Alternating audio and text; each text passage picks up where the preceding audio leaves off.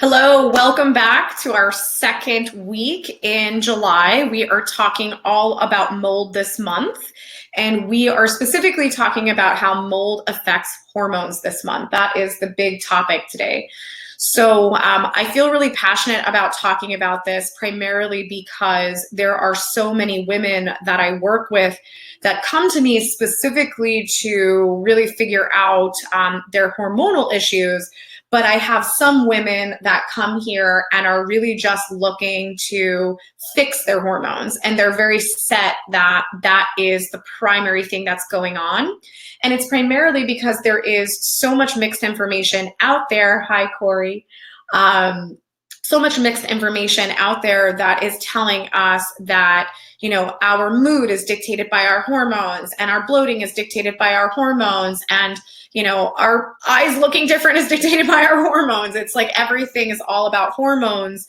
And we almost feel guilty about it because our hormones obviously fluctuate throughout the month. And, as women, we feel like we can't always be in control because, our hormones are just going to be all over the place. But I will tell you this, is that when I work with people, women and men included, is very, very rarely do I ever actually do anything to manipulate their hormonal pathways. And the reason why is because if you figure out what is the foundation to what is going on with their hormones, you're able to correct the issue and also allow it to not come back. And one of the things we're going to talk about tonight is hormonal therapy. Is hormone replacement, bioidentical therapies, are these good ideas? Is it a good idea to supplement with different things that are going to manipulate your estrogen levels, that are also going to manipulate your progesterone levels? Because once you understand how there are so many things out there that can affect our hormones in a negative way, you're going to understand why you potentially have hit a plateau with correcting your hormonal symptoms.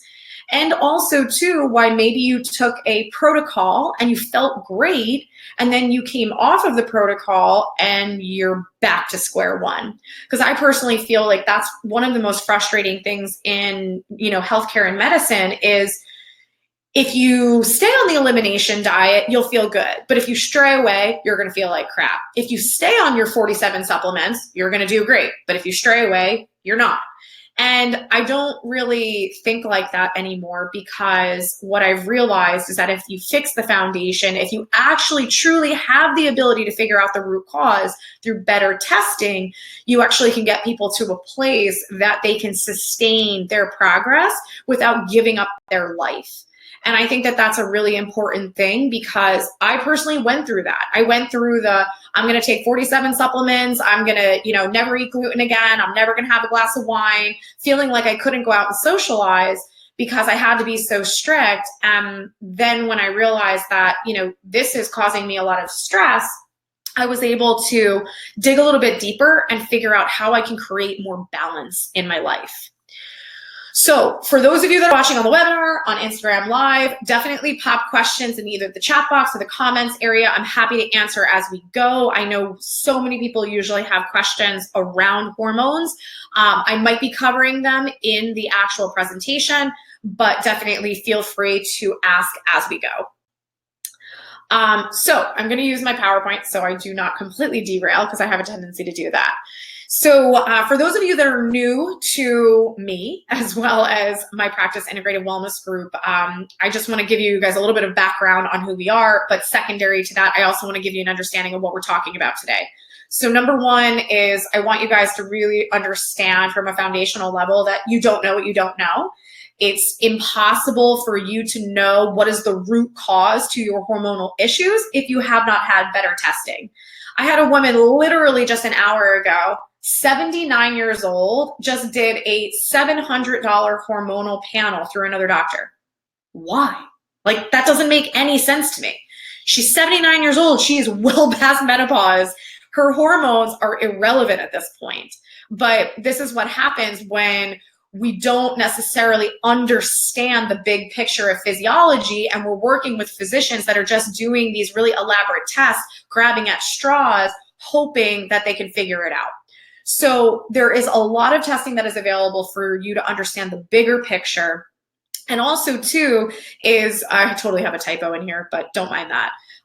You want to understand that, there's limitations with the testing. Secondary to that, there is a lot of belief systems around hormones. And I've kind of talked about this already is, oh, my hormones make me moody. Oh, my hormones create my PMS. Oh, my hormones make me cold. Oh, my hormones make my hair fall out. Oh, my hormones make my skin bad. And really, at the end of the day, there are so many reasons as to why these things are happening, which we're going to talk more about tonight. Ooh, didn't mean to do that. So a little bit just about who we are as a practice is we run an integrative practice. Primarily, we've transitioned from this functional medicine concept into what I call integrative medicine. And the reason why that has happened is because we really started to hit plateaus and see voids with really trying to just manipulate pathways, especially when it comes to hormones, is here, I'll give you this regimen. It'll help to correct your hormones. And as long as you stay on this, you feel good. But if you come off of it, you don't feel good. And I didn't necessarily feel that this was getting my patients to the place that they deserve to be. So it kept me kind of learning, growing, and evolving to understand the bigger picture. And at this point, for me, it's not about the symptoms. It's not even about the diagnosis. It's really just being able to figure out the bigger picture of how all of the symptoms link together and what's the foundational issue here. What is the one, maybe two major reasons why you feel the way you do, number one, and also why you have not been able to get yourself back to health. So with that being said, this type of approach is what allows me to work with so many different demographics. And it also helps me to really correct the hormonal problems at the cause, because again, you could easily have a mold or other types of infections that are causing the hormones to be off in the first place. So for myself, just a background on how I even got into this. I like to tell this story because I'm not this run-of-the-mill person that I had all these, health issues and nobody could figure it out. And I eventually ended up at an integrative or functional medicine doctor's door, and they finally, pieced the puzzle together for me. I honestly was almost the polar opposite. I thought that I was in perfect health. I thought that, I worked out, I ate healthy to the best of my knowledge. And when I got into this field, it was purely because I wanted to help people in a big way. And I was generally really interested and fascinated by how the body works. And when I started to do my own testing, I did it almost with a smirk on my face, thinking that everything was going to come back perfect, and it didn't.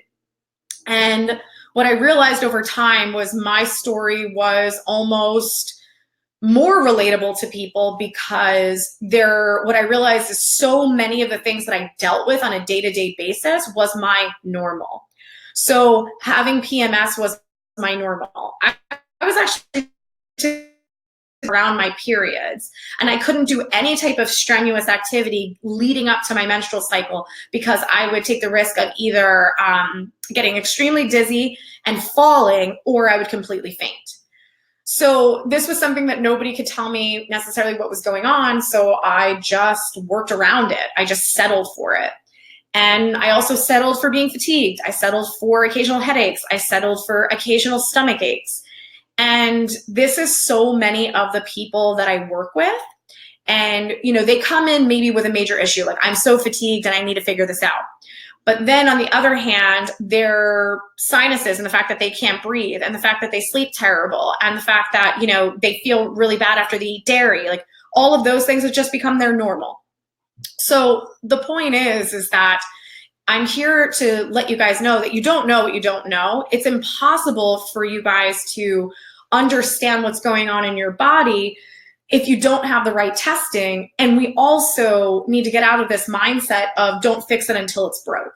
because this is the mindset that gets us to a place that we are now in an emergency situation and we are like, I don't know what's going on. Why did these symptoms come on all at once? When in reality, we had a lot of small signs that were telling us there was something going on in the first place. So I know there is a lot of things going on around us. It is, well past 7. I want to give you guys the opportunity to kind of shut down the email browser, tell everybody in the house to give you the next like 20 minutes to a half an hour so that you can dive in with me. Because as we unravel this concept of mold affecting hormones, this is not your run-of-the-mill information. This is not, what everybody's talking about. I'm not going to give you this master elimination diet of how you're going to fix all your problems. I'm going to give you real life clinical situations that I see every day. And I'm also going to have you understand that every single person's protocol is extremely different and how you can best empower yourself to know how you potentially can take those first steps to actually getting answers. So first and foremost is I want you to know that for those of you that are here, that you have suspected mold toxicity and you've been told no, if you've been trying to figure out your hormonal issues and nobody has been able to help you, if you tried to change your diet and you still fell flat, if you took a bunch of really expensive supplements that didn't help you, it's not your fault. It is not your fault that you haven't found the right doctor. It's not your fault that you weren't able to use Google to figure out how to heal yourself. Because there is a lot of information out there. There is a lot of conflicting information out there. And it is really, really difficult for us to navigate this blindly.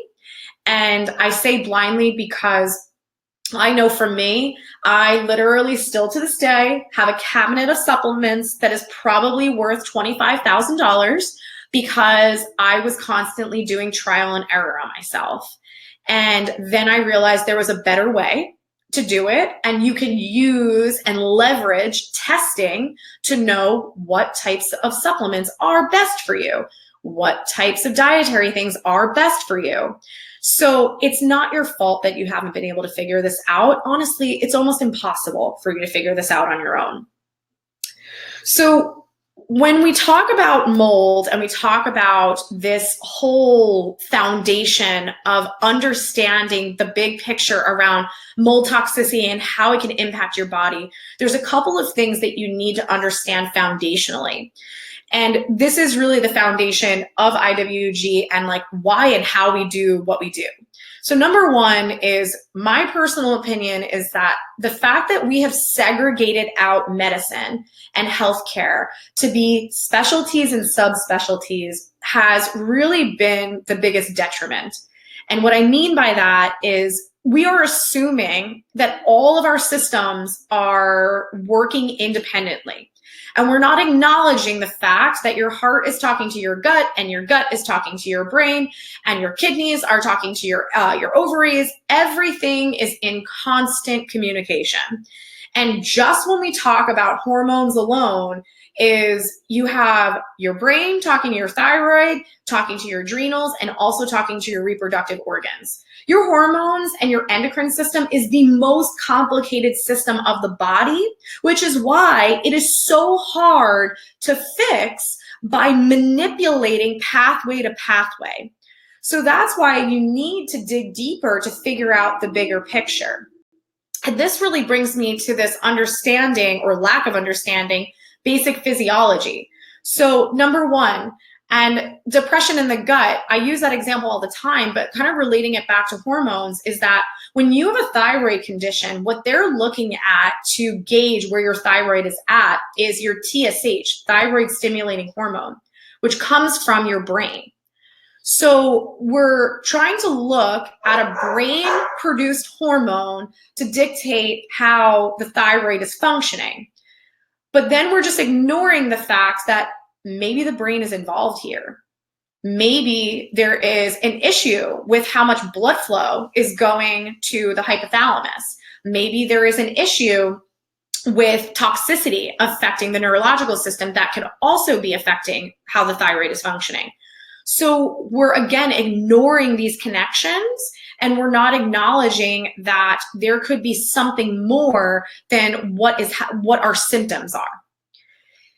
And another big question that I always get is, why doesn't everybody do what you do? Why doesn't everybody do this type of testing? And one of the foundational things about how our healthcare system is built is, what is the most common test that you all do on an annual basis?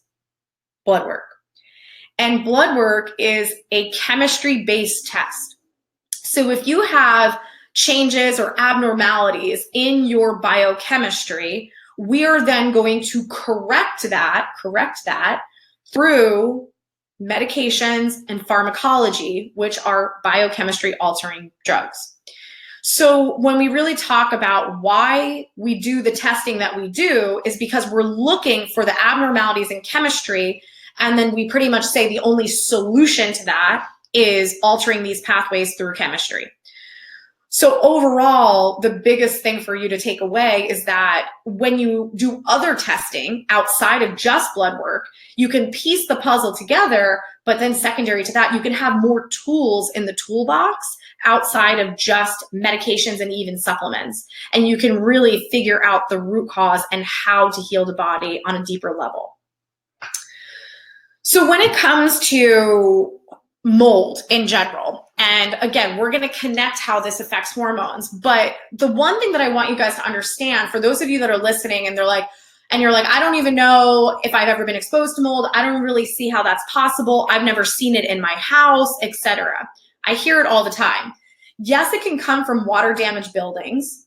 Most of the time you don't see it. It can be behind drywall. It could be in your ventilation systems.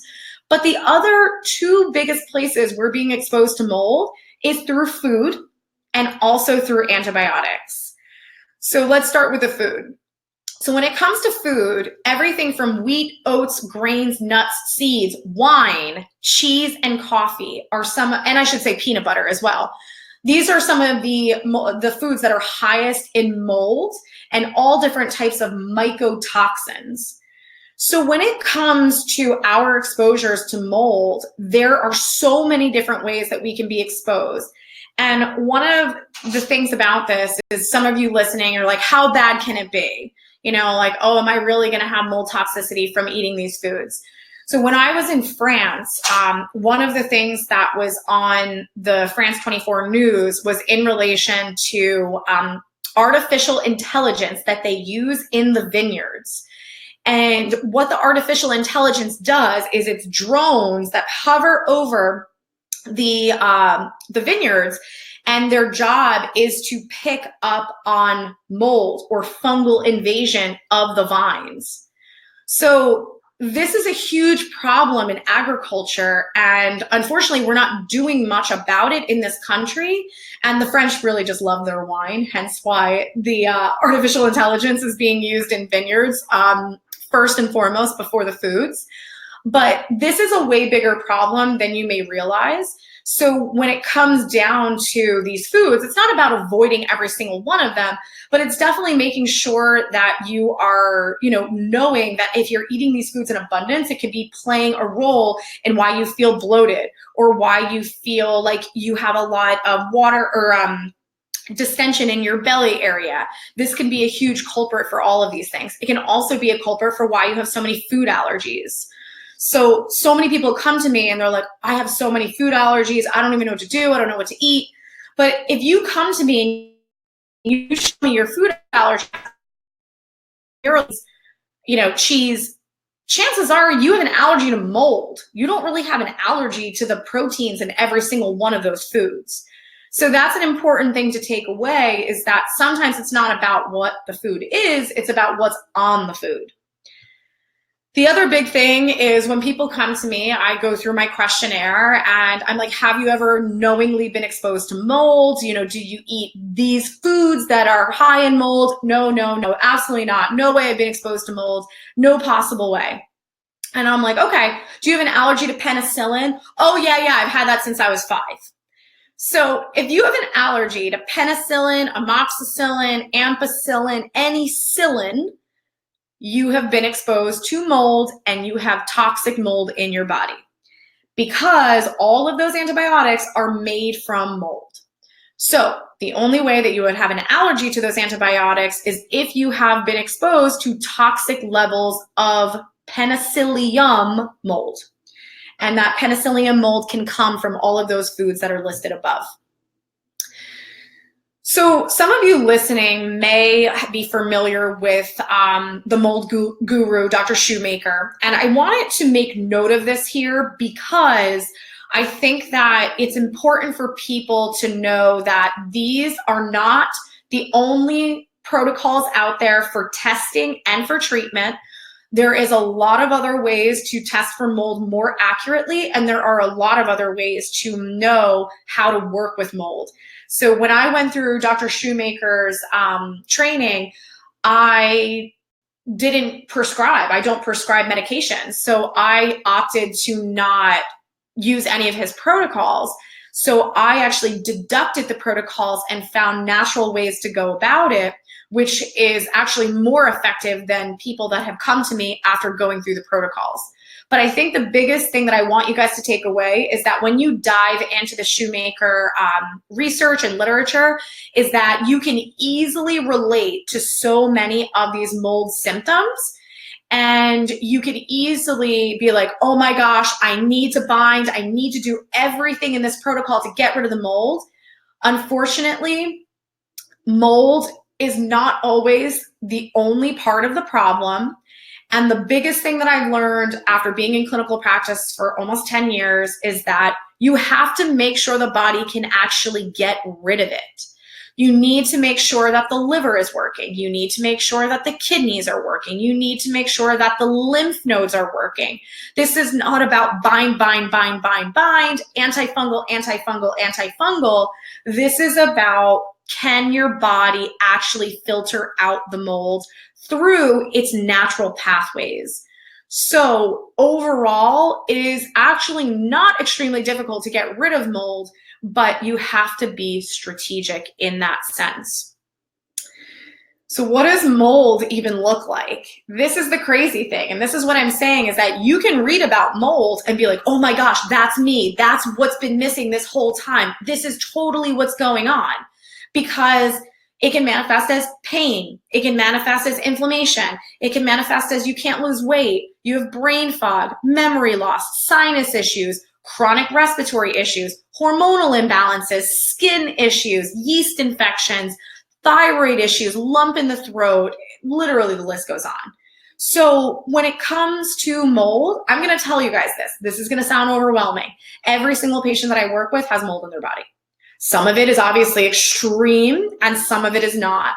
But mold is not uncommon because it's on our food, guys. So it's very, very important for you to take away from this that if mold is part of your puzzle, you can work on it. You can get rid of it. You do not have to be on crazy protocols for over a year. But you also need to consider, is there other things going on? Are there other pieces to the puzzle? Because it's very unlikely that you just have mold toxicity and that's the end of the story. So when it comes to mold, how does this look? How does this look in real life? So I had a patient who came to me. She had chronic history of sinus issues. Her sinuses were pretty stable, at the time that she came to me. But her big thing was she had Hashimoto's, which is an autoimmune version of a low functioning thyroid. So when you think about Hashimoto's, you think autoimmune, but the most common protocols is, okay, let's just use some type of thyroid medication to improve the amount of hormone that's being produced by the thyroid. So the traditional protocol is not actually addressing the immune system at all. It's just saying, okay, well, how can we just, correct the levels of thyroid hormone and call it a day? But when we really, really think about this with common sense, the thyroid is located in the neck. The thyroid is surrounded by mouth. It is surrounded by tonsils, if you still have them. It's also surrounded by lymph nodes, which are a primary part of your immune system. And also your sinuses drain into all of these different structures.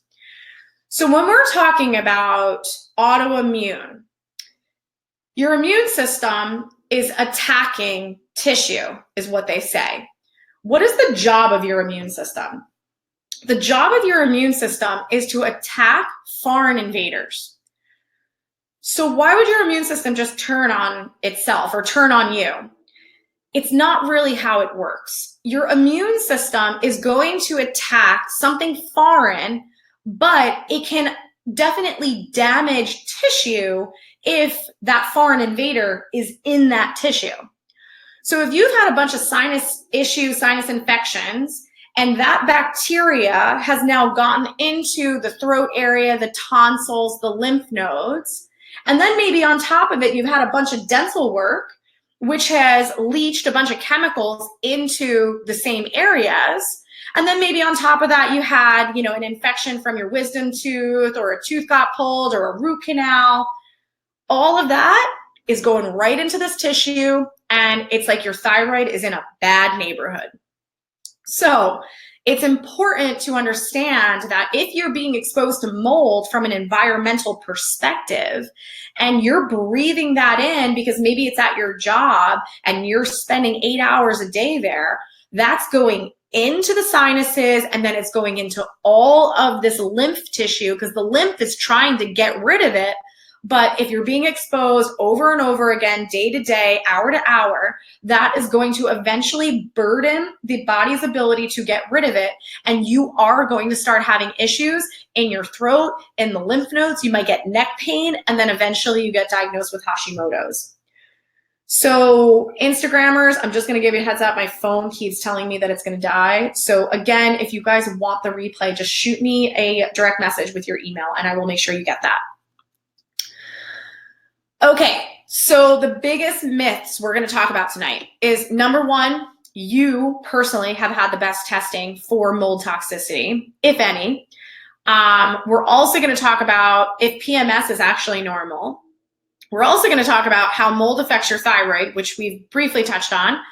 How does it affect your fertility? How does it affect your mood? Also, that you have had the best type of testing for your house. And then we're also going to talk about mold exposures through personal products and how does hormonal therapy actually play a role in all of this. So when it comes to testing, yes, there are protocols that I mentioned prior that are done through the Shoemaker protocol. But the one thing that you need to understand is that this primary marker that's being ran to tell you if you have active mold or not is called trans growth factor beta 1.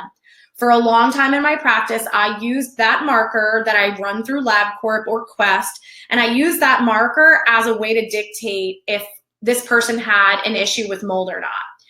And then what I realized is that this marker is not necessarily the black and white marker for mold. It is actually an immune system marker that is representative of chronic inflammation, which can be due to mold, but it could also be due to viruses, and it could also be due to parasites, and it could also be due to Lyme disease and a variety of other things.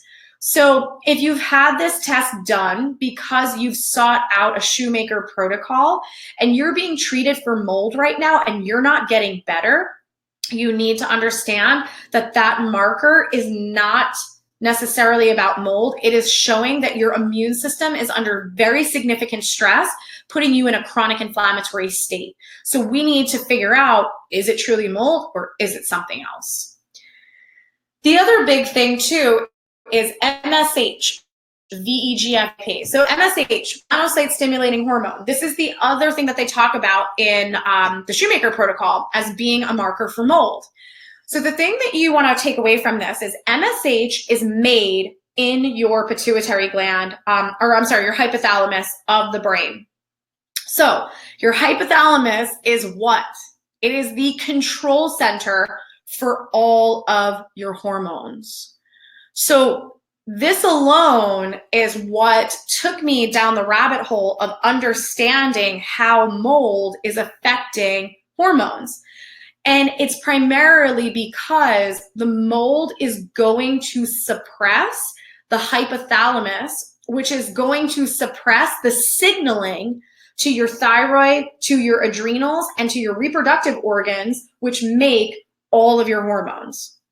So it's not that the mold is invading your ovaries or anything like that. It's more so that the control center is compromised. I've worked with many, many women that have come to me and they're like, my period just stopped. I don't understand what's going on. And as we dug deeper, we found out that their period stopped right at the time they started a new job that ended up being a moldy environment, or, they moved into a basement apartment. So you can definitely have some abrupt changes hormonally if you are especially exposed to black mold. And black mold can be in basements that smell musty and gross. It can be in a house that also smells very musty or a lot of times moldy. You can also have it in a bathroom that is attached to the bedroom. So one of the ways that you can actually gauge if mold is in your house is by going into your bathroom and looking at your toilet. So if you have a black ring where your water meets the sides in the toilet bowl, that is a sign that you have mold in your house. Potentially just in the bathroom, but always a possibility that it's in the house. So again, look in your toilet bowl where the water meets the sides. That, if there is a black ring, that is a sign there is mold in your house. So this is a simple thing that can allow you to know, is this part of my puzzle? And the biggest thing with the mold too is it's going to affect you the most if it's in an area that you're being exposed for extended amounts of time. So AKA if it's at your job, also if it's going to be in or near your sleeping arrangements. So that would be in relation to, is there mold in your ensuite bathroom? The other thing too that I actually didn't mention last week as we were talking about mold is that the other really big thing that is important about your home is that they did an experiment years ago in relation to mold. So what they did was they took two different Petri dishes of mold. The one Petri dish they put in an isolated environment. The other Petri dish they put in the regular environment, AKA Wi-Fi soup is what I call it. So when I say regular environment, like it's not like they took this Petri dish and put it directly next to a router or anything or a cell phone. They just literally put it in the middle of a regular household environment. But what they found is that the Petri dish that was isolated from all radiation from wireless devices, cell phones, routers, computers, etc., that one had minimal mold growth. But the one in the regular environment multiplied by 600% in 1 week. So the thing that is really, really important for you to gauge in your own body is if you have potentially been exposed to mold and then you start to have weird phantom buzzing in your body, AKA you feel like your cell phone's on you and then you are like, oh, that's not my cell phone. That was weird. Especially if you feel it in your legs and your arms, that phantom vibratory feeling is a sign that you have mold toxicity that is being affected by all of the wireless technology around you. So this goes way deeper than people realize, because all of this technology that we are being exposed to, and we're wearing Apple Watches and Fitbits, and we got our AirPods, is that what they're called? I'm literally living the Stone Age. All of these Bluetooth devices are causing so much stress on our system neurologically, and it also is a catalyst for the growth of these types of organisms like mold. So this is extremely important for you guys to understand. The other thing too, when it comes to the nasal swab, so one of the traditional tests for mold is testing the sinuses for something called MARCONS, which is done by a company called Microbiology DX. So this is another thing anatomy-wise to keep in mind is if you have a bunch of issues in your sinuses, if you have issues because of mold, if you have issues because of bacteria, this is extremely close proximity to your brain. In addition to that, you also have a bunch of nerves that go to your eyes and your sinuses that lead back to the brain. So if you get mold or fungus in your sinuses, that can invade those nerves and affect your neurological system, which will then again suppress the pituitary and hypothalamus, which will further screw up your hormones.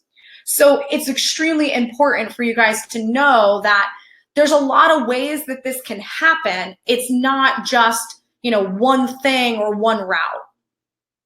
The other thing too with other types of labs that exist that are really better options for truly getting answers is real-time labs. Real-time labs not only provides different testing kits for your physical body to figure out if you have mycotoxins, which is important for you guys to understand because it's not necessarily about the mold. It's about, do you have mold toxicity, which are called mycotoxins? Is that what's affecting your body?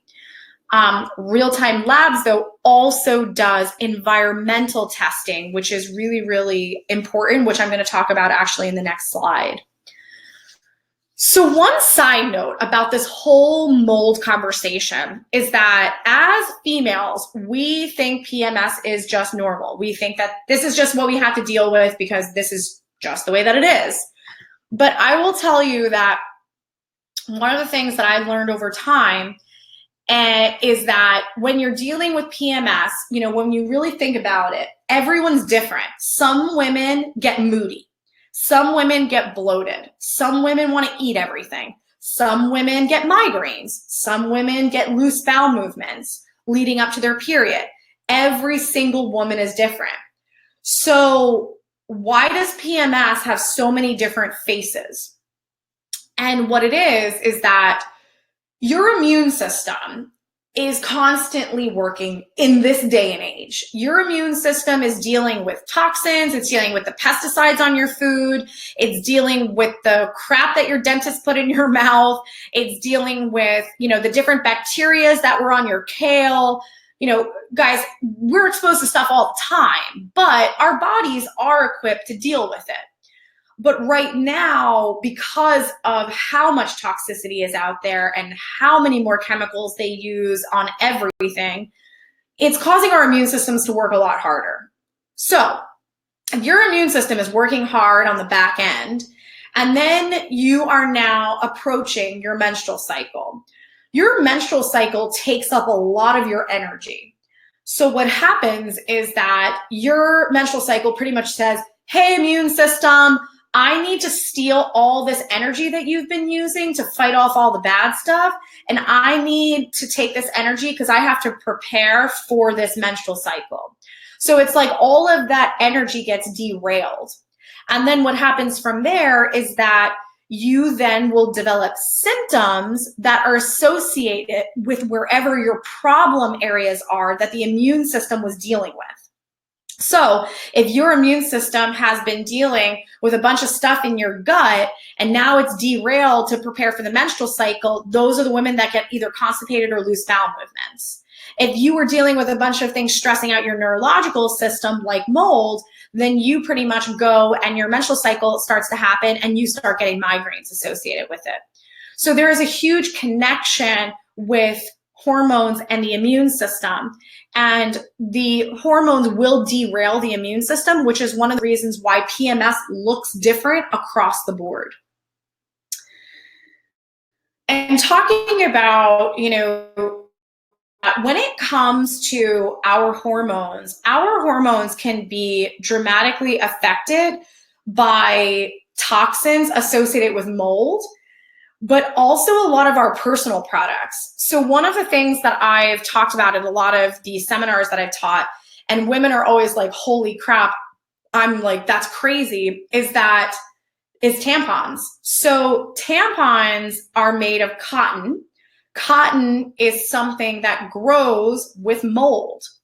So when I work with women that have chronic yeast infections, a lot of the times it's because they're being exposed to the mold, which is fungal, from the tampons, and that is causing this massive overgrowth, and they keep getting the yeast infections, going on these antifungals like diflucan, and it just keeps coming back. So the point is that sometimes it's not about the food, it's not about the antibiotics, it can also be these other things that we're being exposed to, tampons being one of them. There are many other things that we use on a day-to-day basis that screw up our hormones that also suppress our pituitary function, and a lot of those are in the plastics. They're pesticides that are on our food, phthalates that are in our lotions, conditioners, all of those things. So when it comes down to the things that are working against us from a hormonal perspective, it's not just about mold, it's also about all of these other types of toxins. So overall, you might need to detox mold out of your body, but in that same interim, we might also be working on clearing these other types of toxins out too, to obviously correct the hormones once and for all. So when we talk about food, we've obviously mentioned that there are certain foods that grow with mold or fungus. So when it comes to one of the big things is mycoestrogens. So there are certain types of molds out there that can actually mimic estrogen. This is very, very common on corn and soy. So corn and soy are two leading reasons for hormonal imbalance, and it's partly because of these mycoestrogens. So again, these are types of mycotoxins that are associated with raising our estrogen levels, which then will deplete our progesterone levels. This is one of the big culprits for really irregular periods or the complete loss of a period as well. So the big thing here is that, when it comes to hormones and mold is, can this really affect my hormones? Can this really compromise my fertility? And how does hormonal therapy all play into this? So I wanted to give you guys a visual of, this big connection is that you have your hypothalamus, which your pituitary is part of the hypothalamus, thyroid, adrenals, and your gonads, your reproductive organs. All of these are constantly in communication with each other. So you can have dysfunction of one, you can have dysfunction of various. But even if you have dysfunction of one area, it is going to throw off the entire axis. So one of the seminars that I went to, one of the practitioners said, if you think you're going to manipulate the hormonal pathways and win, good luck. And I really resonated with that because it's true. When we're talking about, okay, I'm going to give you the master protocol, the master bioidentical hormone, the master hormone replacement that's going to connect the hypothalamus to the pituitary, to the thyroid, to the adrenals, and to the gonads. And then on top of it, I'm going to also make sure that all the cofactors are also fully supported, AKA zinc, folate, B1, B2, B12, B6, B5. Like, guys, if I was to get into the nitty gritty of the pathways, you would be like head spinning and get off this webinar. But the point that I'm trying to make here is that it's not even just about the communication of all of these pathways. It's also about all the other nutrients that your body needs to support these pathways. So when it comes to thinking that we're going to manipulate it and get it right and solve all of your problems, that is virtually impossible. So we need to figure out, why are your hormones off in the first place? Is it because you have a bunch of immune system stress? Is it because you have emotional stress?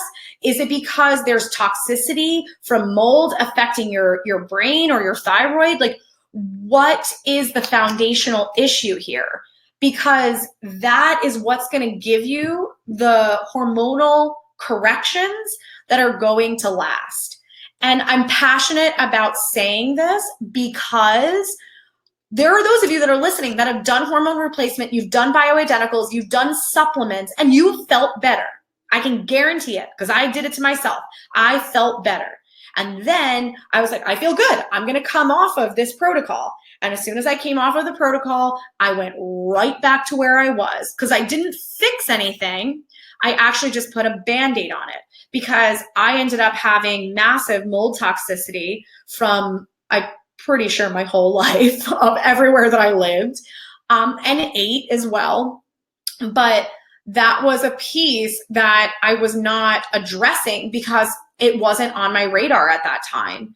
So knowing what I know now, once I was able to fix that stress on my immune system was when I really saw my hormones correct. And I literally cannot even tell you how many thyroid issues completely resolve by getting the bad stuff out of the body, especially mold. It's like, I literally had a patient the other day and she was like in tears. She's like, how is this even possible? She's like, I'm so grateful, but like, this is crazy. Because all we did was we did a big lymphatic detox from mold and mercury, and pretty much all of her hormonal issues went away. Her hair started growing in. She said that her hairstylist told her that she has all these little hairs because her hair growth is coming back. So the body is amazing. It is extremely resilient when you actually figure out the root cause. So the other big thing that I want to mention here, and I talked about this last week, is that for those of you that are like, I don't even know, I'm listening to this webinar and like, I really don't think I have a mold problem, and I can't imagine that it's in my house because, you know, I had it checked or whatever the case may be. When you're talking about a home inspection, they're pretty much doing an air quality test. And the air quality test is looking at the abundance of mold in your home versus the abundance of mold outside. First of all, there is a ton of mold outside because there are molds on trees and bushes and flowers and animals and everything else. So that is skewed to begin with. But number two is that it's not about the abundance of mold. It is about toxic mold. Do you have toxic mold in your home opposed to do you have a lot of mold in your home? Because some molds are not harmful. So when you're talking air quality, it's not always going to give you the best information. You also want to consider something called a swab test. And the swab test is called the environmental swab test. I primarily use the Real-Time Labs company. So this is a fantastic way that you can actually go through your home. You can swab areas that you suspect. So if that's your vents or if that's, a bathroom, if you have no idea, you can actually take your vacuum through your home and you can swab the vacuum filter and send that out because mold spores get trapped in dust, just so you know. So it's important to test for the mycotoxins, aka the toxic mold, opposed to the abundance of all molds. The other thing too is that if you've done that type of test and it has not helped you, there is another test. It's actually a technology. There's not many people that use it, but one of the women that we work with that does all of our mold inspections, she uses something called an Instascope. And an Instascope has the ability to go room by room and tell you if there is not only mold, but if there is also something called VOCs, which are toxic off-gassing compounds in your home. And that is a really amazing way to get a baseline to know, like, is there something that I'm missing that I'm being exposed to? But guys, don't just think about your house, think about your workplace. I ask people all the time and they're like, I don't know, how am I supposed to know? And I'm like, well, do other people in your office complain about, sneezing, watery eyes? Are they saying they feel nauseous? Do they feel sick? Like, do they feel dizzy? These are all signs that there might be something toxic in the event. So definitely paying attention to those things in your workplace is really significant as well. So we had a patient, she was a younger patient. She had really irregular menstrual cycles, very painful periods. She started having some fainting around her cycle, and she also was struggling with infertility. Once she started trying, she started realizing that, she potentially, was not going to get pregnant. So as we started to do her evaluation, with her painful period, she suspected, she was like, nobody's tested me for endometriosis. I wonder if that's part of the puzzle. And that was definitely something that was showing up in her testing. But one of the other things that was really off of her radar was the fact that she was dealing with a thyroid condition. She was also dealing with really unstable blood sugar. And this all started right after college. So first and foremost, I want you guys to understand this blood sugar conversation. And I talk a lot about this in my neurological webinar that I did, I think about 2 months ago. But when it comes to blood sugar, it's not about, high blood sugar, diabetes, pre-diabetes. Having low blood sugar or hypoglycemia is just as harmful to your hormones, to your brain, as diabetes. And I say this because if you run with low blood sugar very often, most of the time you wake up in the morning, you're not really hungry, you don't eat, so then you drink coffee, suppresses your appetite further, then you get really hungry and you want to hurt people if you don't eat, so then you eat something that usually ends up being carbohydrate based, and then you spike your blood sugar and you crash it. And then you're looking for your midday coffee, maybe a little something sweet. Then you're starving again for dinner, so you're eating cheese and crackers. Then you eat dinner, and then you want something sweet again.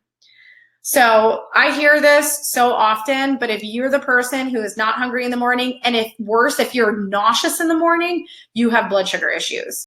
You have low blood sugar issues. So all of these blood sugar fluctuations are extremely compromising to your hormones. That alone can cause you to lose your period. So you definitely need to take into consideration, are you that person who is not hungry in the morning, drinking coffee, waiting until you're starving, getting shaky if you don't eat? And then the other thing too is, do you have pain at the bottom of your sternum? I'll point to it there. Because that's where your pancreas is located. So that's another sign that your pancreas might be stressed, which is what stabilizes your blood sugar. So the blood sugar was one piece of the puzzle. Then we also had this growth of tissue. And then on top of it, we also had an autoimmune thyroid condition. The biggest thing about this connection between the endometriosis and the autoimmune thyroid was her lymph nodes. So just to keep this really simple, you have lymph nodes from the top of your head all the way down to your toes. You have a lot of lymph nodes in your head and neck to protect your brain. You have a lot of lymph nodes in your chest to protect your lungs and your heart. And you have a lot of lymph nodes in your groin to protect your reproductive organs. So your lymph is the master filter of the body. It gets rid of all the bad stuff. It gobbles it up like Pac-Man and it gets it out. So if you are being exposed to mold, which we deciphered was in her very old, disgusting college dorm room, in addition to the air conditioning unit that was in her window that was 20 years old blowing into her face, between those two things, that caused her to be exposed to mold for various hours a day, that started to compromise her entire lymphatic system. Because she goes, I gained a lot of weight at college. And I was like, do you really feel like you gained weight, or do you just feel puffy? I was like, do you literally feel like you can put a pin in yourself and you feel like you're gonna pop? And she's like, no, I literally feel puffy. She's like, I feel uncomfortable in my own skin. Literally her skin was tight. So weight gain and inflammation are two different things. The weight gain due to inflammation is you have water retention, your shoes are fitting tight, you can't get your rings on and off, and you have a global puffiness. It's not just in your belly or just in your thighs, it's kind of everywhere. So she was attributing weight gain, to, having fun, partying, all that. But really at the end of the day, she was in a chronic inflammatory state, and her lymph nodes being super congested was what created thyroid stress, and it was also the culprit for why she had excess tissue around her reproductive organs. So the point of me telling this to you is that this was not a super difficult patient. We pretty much helped her detox her lymphatic system. We stabilized her blood sugar through strategy with her diet and some supplementation. And she was able to pretty much bounce back over 3 months and move on with her life.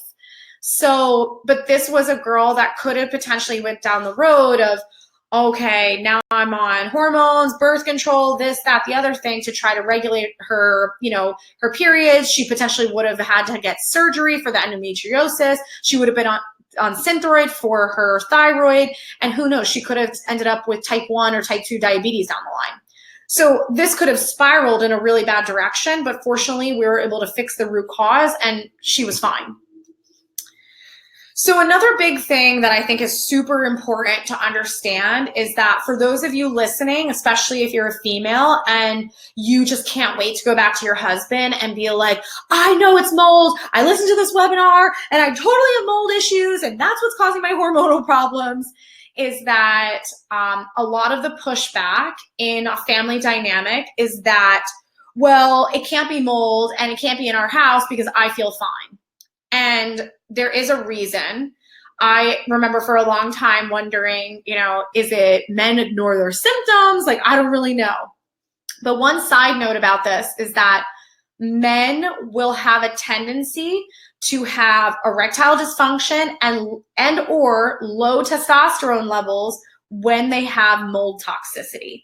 So when you have men that get tested and they have really low testosterone and then they start getting testosterone shots and their levels go up, and then as soon as they stop the shots, it goes back down, they have mold toxicity. And the mold is suppressing the testosterone production, side note. But the other thing too is that when it comes to why women and young children will be more symptomatic in a family dynamic or in a household is because of blood volume and blood composition. So women have a lower blood volume, so do children. Women also have lower oxygen-bearing red blood cells, and we also lose a lot of our iron through our menstrual cycle.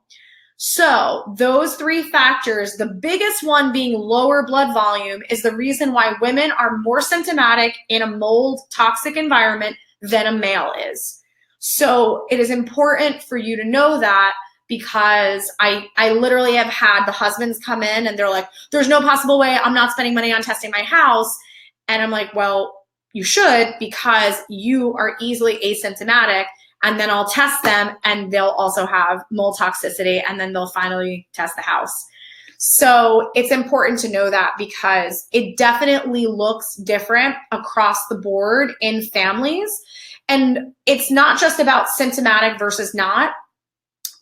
Like looking back on my situation of growing up in a house that was moldy for most of my life, everybody looked different. My dad used to get rashes around his eyes. My mom had chronic sinusitis, terrible sinus issues. She also used to get fungal infections on her abdomen, like underneath her breast area. My brother actually had terrible swollen lymph nodes, and he started getting precancerous cells on his skin. I had definitely a lot of sinus issues and snoring, but I actually was having a lot of hormonal problems. I was having like really painful periods. I definitely had cysts on my ovaries and things like that as well. So it looked very different across the board in a house of people all being exposed to the same type of mold. So speaking about cysts on the ovaries, one of the most common conditions that I see associated with mold toxicity is polycystic ovarian syndrome. It doesn't have to technically be the full-blown polycystic ovarian syndrome, but it is very common in the event that a woman is dealing with cysts on the ovaries, and sometimes even polyps or fibroids in the uterus, or I should say even outside of the uterus. The biggest thing to take away from this idea of how is this affecting is none, back to the tampon conversation.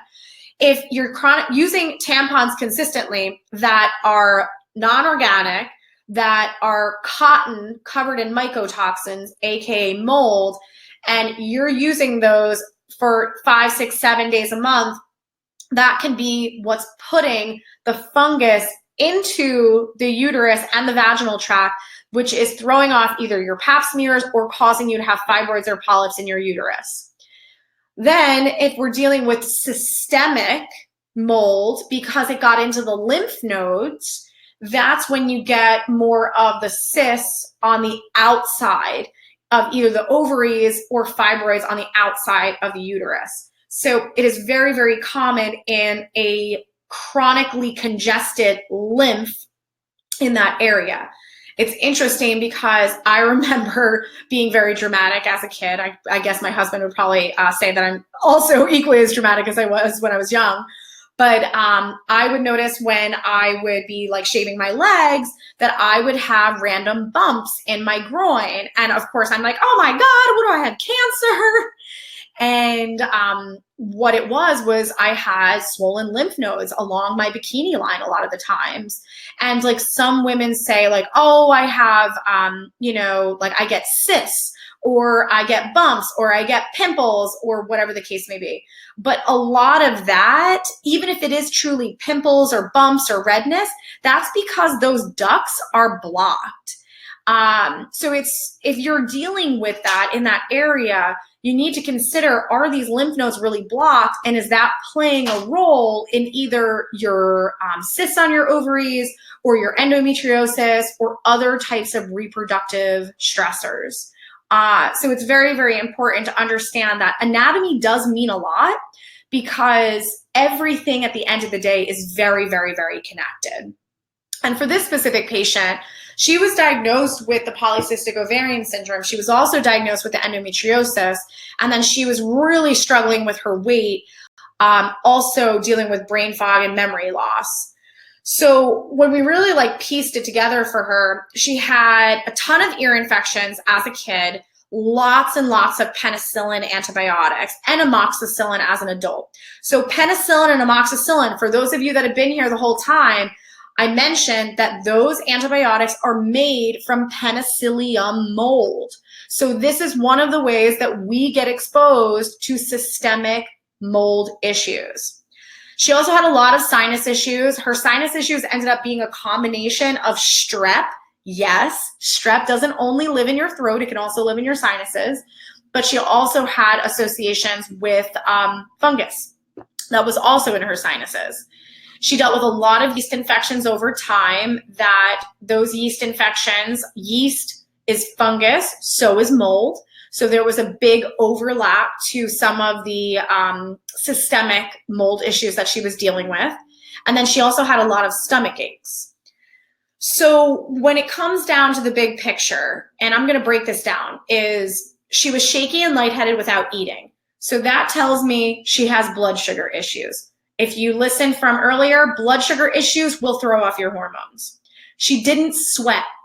If you don't sweat or you only glisten, that is a sign that your detox pathways, especially your lymph nodes, are congested and blocked. Fibrocystic breasts. So you have tons of lymph nodes in your armpits, in your chest. So fibrocystic breast is a sign that the lymph nodes are congested. She also had neck pain and mild headaches. Turned out congested lymph nodes in the head and neck, causing her to have a lot of discomfort in here. Also had an allergy to penicillin later in life. After she took penicillin most of her childhood, they gave her a penicillin shot later in life for something that she had going on. She broke out in hives. So again, another sign that now there is a toxicity going on. She started having fainting spells around her period, a lot of like dizziness, vertigo type symptoms. I think actually at one point they diagnosed her with POTS syndrome as well. A lot of brain fog, concentration issues, worse with her menstrual cycle, a lot of swollen glands in her groin, constantly struggling with yeast infections and also bacterial vaginosis. And then she also had pain at the bottom of her sternum. So all in all, let's make this super simple. She had a ton of issues going on in her lymphatic system. She had blood sugar instability. She had mold toxicity, which caused her to have an allergy to the penicillin. And now at this point, all of this congestion in the lymphatic system is what was causing her to have a lot of mental fatigue as well as a lot of brain fog.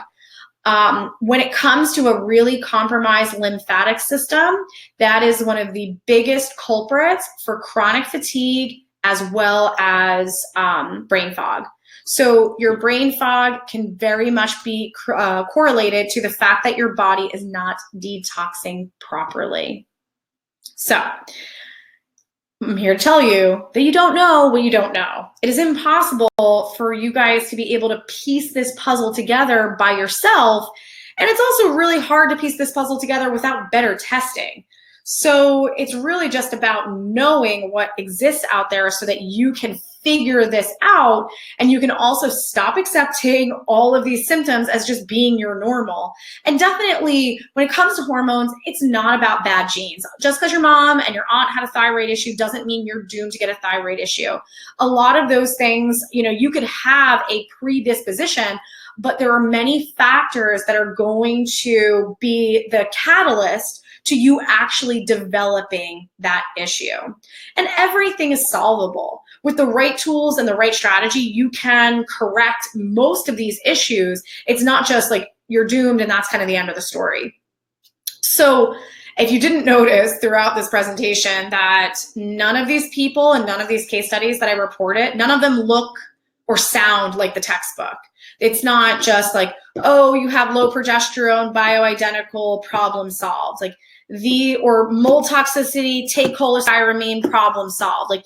These were all cases that hit plateaus with their healing journey because it was multifaceted and there were various layers. So the point is that if you don't match the textbook and you have a myriad of all these different symptoms, then how do you expect to get better by using textbook approaches? How are you going to get better by just rubbing a bioidentical lotion on you when potentially mold is the reason why your hormones are off in the first place? So I want to take a peek to see if there is any questions.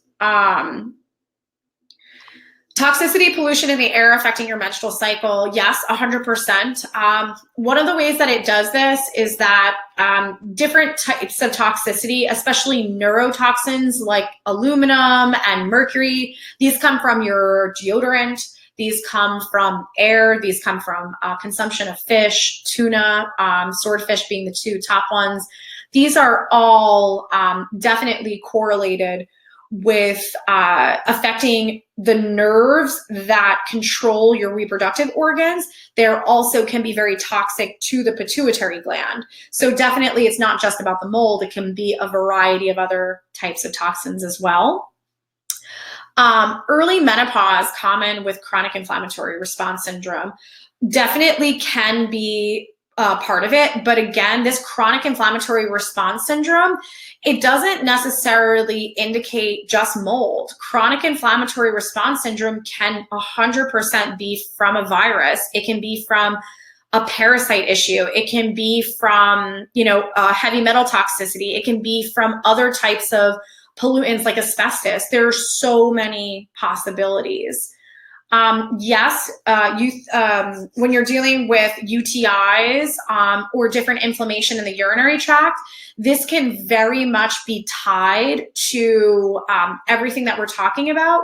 Because also too, even if you're using the tampons and you think about where your vaginal tract is versus your urinary tract, they are so close in proximity. So if you've had yeast infections, you could easily have that same yeast or fungus affecting your urethra.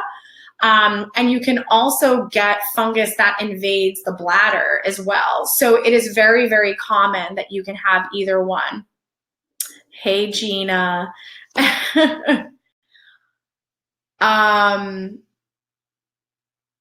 Oh gosh. So Monica, that is crazy. So she had a lot of mycotoxins and it was coming from under her mattress. I'm actually really glad that you said that, because mold comes from the craziest freaking places. So there is definitely a lot of issues with mattresses. So, and also pillows. It's like, it's so unfortunate because, you know, I get it, especially if you have a big family and like, you know, you have to like be cautious with spending. And it's like, we buy these materials and we try to buy things at a better price, but it's like, we don't even realize how many crappy materials that they're using nowadays. And some of the materials like the cottons and the polyesters, they're ridden with different types of mycotoxins in the first place, let alone if, you know, your dog pees on your bed or your child wet the bed or something like that. So we have to definitely take into consideration some of these, you know, cheap materials and these mattresses that are going for $500.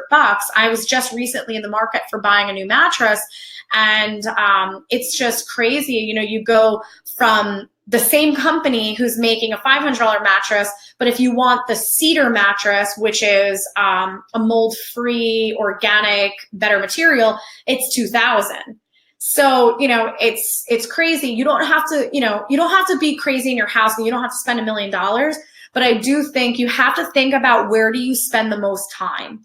You spend a lot of time in your bedroom, and, you know, some of you women that are, you know, you're either doing homeschooling or you're a stay-at-home mom, you might be spending a lot of time in the kitchen. You might be spending a lot of time in, you know, in the office or the living room or whatever. You have to think about those areas and just try to clean up those areas. So that's really, really important. If your house has mold, what are the solutions to reduce or address the mold? Glad you asked this. I want to make a disclaimer. Please don't use bleach. Bleach is terrible. My last webinar that I did last week, I told a story about a patient that I had with ulcerative colitis. She had ulcerative colitis. We realized that her ulcerative colitis was actually due to mold. She had a complete fungal invasion of her entire gastrointestinal system. And we realized that her levels were so elevated that there was a strong possibility that it was in her house. As we asked better questions, it turned out that the ulcerative colitis, the onset was when she moved back home and she moved into her parents' basement. She moved into the basement to have more privacy. So turned out there was tons of black mold in the basement once she started poking around and, you know, kind of peeling back some walls. And her parents told her that she was stupid and that there was no possible way that mold could cause ulcerative colitis. So she got very upset and went downstairs and was like, I'll do it myself. And she dumped bleach everywhere to clean it, no mask, and she put herself in the hospital. So it's very, very important for you guys to just keep that in mind, is that there are definitely ways to work with this. I would definitely say, Gina is on here. Gina, if you want to chime in too, she's my mold inspector. I'm actually completely forgetting the solution she gave me as a recommendation to work with mold, but even just basic apple cider vinegar and water is a great step in the right direction. So guys, I know one of the biggest reasons you're on here is you're trying to figure out, okay, what the heck can I do about this? What's available to me? So number one is, I want you to understand, like, a lot of the cases that I talked about today, I'm talking about cases that we leverage different and better testing with. And the reason being is because when I was in the old model of using more of this functional medicine concept, I was using a lot of your very traditional labs. I was using blood work, I was using, nasal swabs, urinary tests, etc. And I still found that there was some limitations with that. So I started to kind of dabble in what else is out there that could give me better answers faster. And in addition to that, I also wanted more tools. I wanted to have more tools outside of diet and supplements. I could put you on an anti-mold diet and hope for the best, but an anti-mold diet is going to potentially keep you from getting more mold, but it's not necessarily going to detox the mold out of your body that you've already been exposed to. So I've moved into this world of integrative medicine to leverage better testing and also to have better solutions to resolve the mold once and for all. For me and my personal journey, I was all about like, clean up my gut, clean up my liver, detox, detox, detox through those pathways. And the biggest thing that I missed was how compromised my lymphatic system was. That the first time that I ever got into an infrared sauna, by the way, infrared heats you from the inside out like a fever. So it helps to burn bad stuff out of your system. So normally if your lymph is healthy, you should sweat within 10 minutes. It took me an hour and 15 minutes to sweat. So when that happened, I realized, holy crap, this is a huge part of my puzzle that I have completely overlooked. And I had no idea that this was one of the reasons why I kept hitting plateaus. So yes, portable saunas are awesome. Infrared specifically, if you go out and go on Amazon right now and look at an infrared sauna, yes, there are infrared saunas that are very cheap, but they usually give off a lot of EMFs, electromagnetic frequencies, which is the same stuff your cell phone gives off. So really just be careful with the brand. It's not Clearmind. Clearlight and Sunlighten are the two best companies, but they are definitely pricier. So a lot of people always want to know, how does this all work? Does this go through insurance? When it comes down to the way that we've structured our practice is, with what you've seen with the case studies, we obviously ask a lot of questions. We dig really deep and we choose to spend time, which is why we are an out-of-network practice. So what's great about it is people usually do have some type of out-of-network reimbursement and they use their flex savings accounts and health savings accounts. But I do really think healthcare is going in a better direction. It's just right now, they're not always acknowledging the more comprehensive testing as being medically necessary. So we choose to serve people. We don't choose to serve insurance providers because they don't know you, they don't know your body, and they don't know what's medically necessary.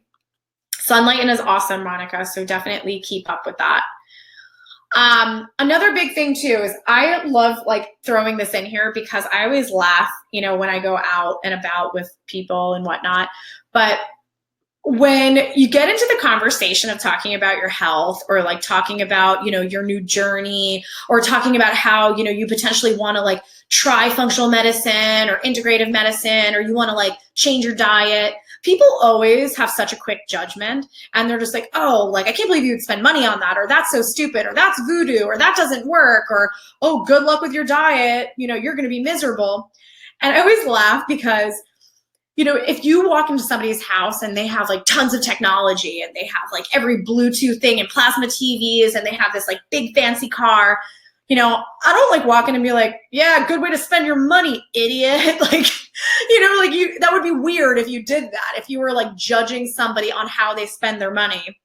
But I feel like it's so easy for people to do that when it comes to health. I have no idea why, but the biggest disclaimer is like, do not let other people tell you what you should and should not invest in. And if you value your health, don't let anybody tell you that you can't invest in it. Because, we're not sitting here saying, oh, you have the newest iPhone, you're an idiot for spending your money on that.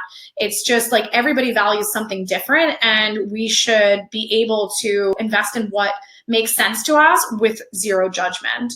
So don't let anybody make that, judgment on you and have that affect you and make you feel like you're not supporting your family or you're selfish, because that's a load of BS. The other thing I think is really interesting is that we have gone away from understanding what healthcare is supposed to be. And it's supposed to be about answers and solutions. It's really, we've gotten so far away from getting any answers. Most of the people that come through my doors are just like, nobody's been able to help me and nobody knows what's going on. And it doesn't really seem like anybody cares. And we also settle for a Band-Aid. We settle for not necessarily being able to have a solution that's going to get us to a place that we don't rely on medication or we don't rely on some type of invasive procedure. So when it comes down to how we're doing things differently, this is some of the unique technologies that we use. I actually want to show you guys a video because I think the bioresonance is just such a fascinating technology, and it's definitely really good as a visual. But when we do our testing, we're looking at everything from the DNA to chemical allergies, mold allergies, environmental allergies, food allergies. We're testing for heavy metals. We're testing for mineral deficiencies. We're also testing for vitamin deficiencies. We do work with all different types of mold markers, autoimmune markers, hormonal markers, etc. And then one of my favorite tests is the autonomic response testing. But before I show you that, I'm just going to show you a quick little tidbit on what the bioresonance looks like. As I do this, I am not going to be able to speak, but I will explain what this is actually doing.